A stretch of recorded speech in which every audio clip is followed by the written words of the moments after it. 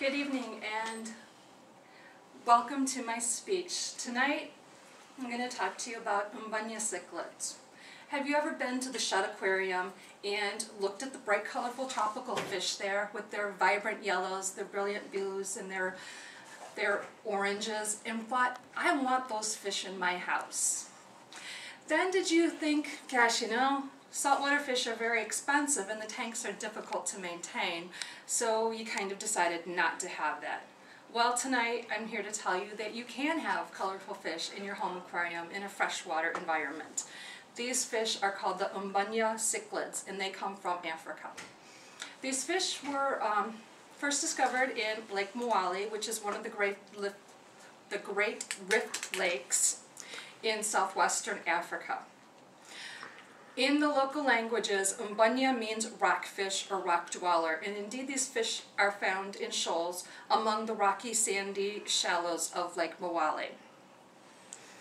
They are very territorial fish. Mostly the males will stake out a territory and defend it against all comers. This means that you should have a tank that's only Umbanya cichlids. I'm going to stick to cichlids because I'm having trouble with that word. These fish are really too aggressive to keep other fish in the tank with them, and they can harass and kill other fish that aren't as aggressive as they are. The tank should be set up to replicate their natural environment as much as possible, and if at all possible, you should have a sandy bottom. Cichlids are digging fish. They like to dig up the bottom and make their little nests. They also like rocks because their name means rock dweller, and so you should have plenty of rocks in your tank. You can have the rocks called the Texas Holy Rocks, and these aren't the rocks that go to church every Sunday, but these are rocks that have holes in them in which the fish can swim in and hide and claim for territory. There's also another type of rock on the market called cichlid stones. These are made of porcelain. They're man-made, but the cichlids really love them because they only have one entrance and one exit, so the fish can feel secure in their territory and know nobody's going to sneak up behind and attack them. Since cichlids are aggressive fish, you should overstock the tank. Usually most fish enthusiasts say don't overstock the tank, but it's almost necessary with cichlids. This is going to spread out the aggression. It's not going to reduce it, just spread it out. So if any fish is getting picked on, he can run away and hide in the crowd. It also means that there are multiple targets, so no one fish gets picked on at any times. Of course, if you overstock the tank, you should also overfilter the tank. So if you have, say, a 55-gallon tank, you should have filtration rated for a 75 to 100-gallon tank to deal with the large number of fish in there. Of course, also with the large number of fish in there, you should also change the water on a weekly basis. You should do a 25 to 30% water change. Cichlids don't mind water changes very much, and you can get to the point where they aren't afraid of the devices you use to change the water. Cichlids, I said, are very colorful fish. They range from white to black with all colors in between. However, yellow and blue are the most popular colors, or the most colors. You can have either solid colored fish, striped colored fish, or what they call the OB morph, which is the orange blotched fish. The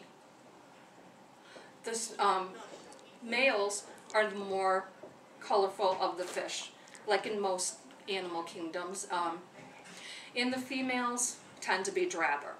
However, if there is more than one male in the tank, the most dominant male will have the brightest coloring.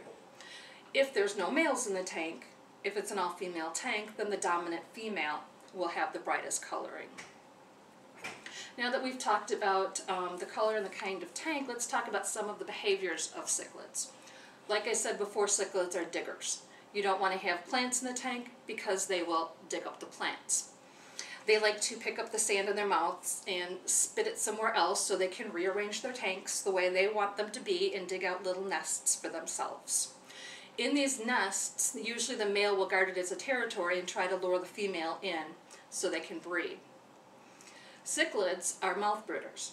So what that means is the female keeps the eggs in her mouth for 21 to 30 days until the fry hatch, and sometimes after the fry hatch until the egg sacs are absorbed.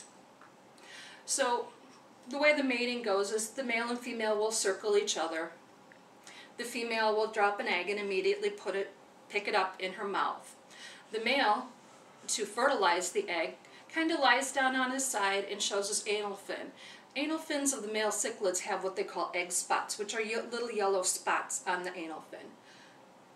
The female sees the egg spots, assumes they're another egg, tries to pick them up, and that's when the male releases his sperm fertilizing the egg. Like again I said, this can go on for an hour, and then the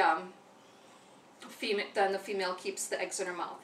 She doesn't eat during this time, and so she can get thin and weakened. So you could do two things with her. You can either put her in a breeding tank where she can be by herself and not being harassed. And people who want to breed cichlids will do this. Then when she has spit the fry, you can take her, put her in a third tank where she can gain strength, and put her back into the main tank. However, if you do that, the other fish will see her as a newcomer and may attack her. You can also just leave her in the main tank. This has its own hazards because she will be weak and she may become a target for the other fish. And more of the fry are less likely to survive. If you don't want to breed fish and you don't want a tank overrun with cichlids, you probably just want to leave her in the main tank and just keep an eye on her. So we've talked about breeding, and now how do you feed these fish? In the wild, they eat vegetarian. They will go along the bottom of the lake and they will scrape algae off of the stones in the lake. In the home aquarium, you have to give them a vegetarian diet. So some of the things you can get are commercial cichlid flakes. You can get commercial cichlid pellets, but you should try to get the pellets that some will float, some will sink, so the more shy fish have a chance to eat too.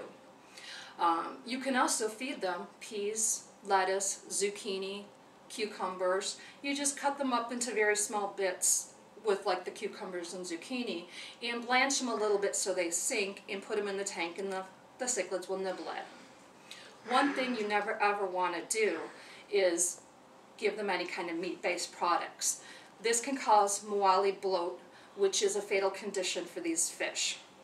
Their intestines are not able to handle any type of meat products. So, I hope I've convinced you to go run right out and get a cichlid tank. These tanks, these fish are very common. You can get them at almost any pet store. They're not very expensive, unlike saltwater fish that can run like $15, $20, $30 per specimen. You can get these for $4 to $5 each. And they're very easy to maintain as long as you keep their habitat in mind. So, I hope you all will go out and enjoy cichlid fish.